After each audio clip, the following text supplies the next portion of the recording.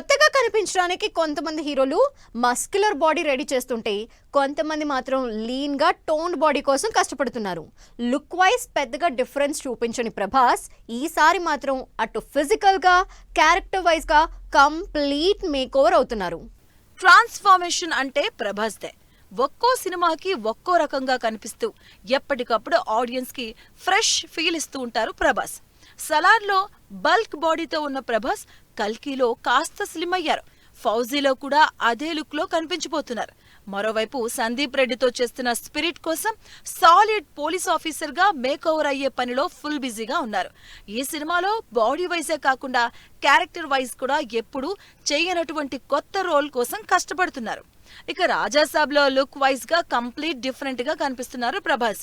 ఈ సినిమాలో dual role చేస్తున్న ప్రభాస్ తాజాగా లుక్ వైజ్ గా ఆడియన్స్ కి కొత్త ఎక్స్పీరియన్స్ ఇవ్వబోతున్నారు. పుష్ప 2 కోసం బాగా స్లిమ్ అయిపోయిన బన్నీ అట్లీతో చేస్తున్న సినిమా కోసం కాస్త మేకోవర్ అవుతున్నారు. సెటిల్డ్ టోన్డ్ బాడీతో తన స్టైలిష్ లుక్ ని ప్రెజెంటేషన్ చేయబోతున్నారు అల్లు అర్జున్. అట్లీతో చేస్తున్న సైన్స్ ఫిక్షన్ మూవీ కోసం ఫుల్ గా స్లిమ్ అయినట్టుగా కనిపిస్తున్నారు.